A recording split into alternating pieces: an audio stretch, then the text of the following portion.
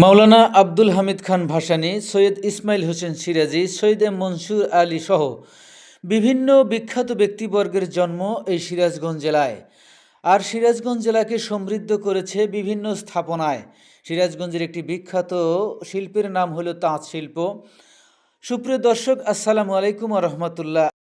যমুনা বিধৌত এই সিরাজগঞ্জের ঐতিহ্যবাহী শিল্প তাঁত শিল্প। এই তাঁত শিল্পের বিভিন্ন চিত্র আপনাদেরকে দেখানোর চেষ্টা করব। সুপ্রিয় দর্শক, দেখতে পাচ্ছেন চরকা। এই চরকাতে কিন্তু সুতা উৎপাদন হয়। হস্তচালিত চরকা, এখন মেশিন চালিত চরকাতেও কিন্তু সুতা বিভিন্ন নলি অথবা ববিনে উৎপাদিত হয়ে থাকে। এই ববিন বা নলিতে সুতা জড়ানোর পর সেই সুতা কিন্তু চলে যাবে ড্রাম মাস্টার। আপনারা দেখতে পাচ্ছেন এই ড্রাম মাস্টারের চিত্র।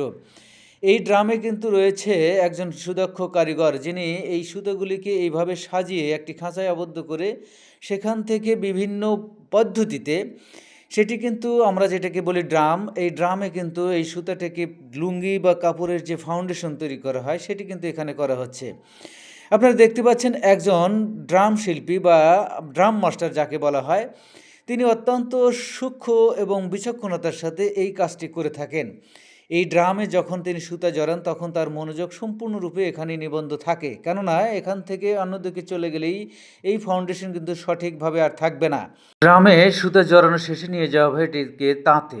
তাঁত থেকেই কিন্তু মূলত লুঙ্গির উৎপাদন হয়। তাঁত শিল্পে আপনারা দেখতে পাচ্ছেন এই যে হস্তচালিত তাঁত নয়, এটি কিন্তু আসলে মেশিন চালিত তাঁত। একসময় হস্তচালিত তাঁত ছিল, এখন এই মেশিন চালিত তাঁতের কারণে কাজ এগিয়ে গেছে অনেকখানি। একজন শিল্পী বা একজন কারিগর কিন্তু দুইটি তাঁত একসাথে চালাতে পারেন। দেখতে পাচ্ছেন লুঙ্গি কিন্তু তৈরি হচ্ছে এখানে।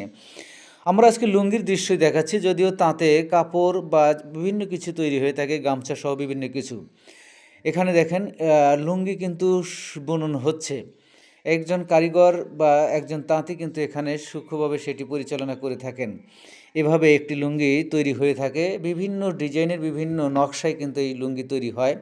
লুঙ্গি প্রস্তুত হওয়ার পরে এই লুঙ্গি কিন্তু তাঁত থেকে কেটে সেটিকে নিয়ে যাওয়া হবে গোডাউনে। আপনারা কিছুক্ষণের মধ্যেই হয়তো দেখতে পারবেন। আমি নিজেও এখানে কিন্তু কিছুক্ষণ উপভোগ করলাম এই তাঁতের কার্যক্রমগুলি। দেখতে পাচ্ছেন লুঙ্গি, সুদর্শন লুঙ্গি। এই লুঙ্গি এখান থেকে চলে যাবে মহাজন বা যার মালিক, সেই মালিকের ঘরে এভাবে স্তূপ করে রাখা হয় লুঙ্গিগুলিকে। এই লুঙ্গি স্তূপ করে রাখার পরে এখান থেকে বিভিন্ন প্রসেসের মাধ্যমে এই লুঙ্গি কিন্তু বাজারজাতের ব্যবস্থা করা হয়। ধন্যবাদ সকলকে আজকের এই ভিডিওটি দেখার জন্য।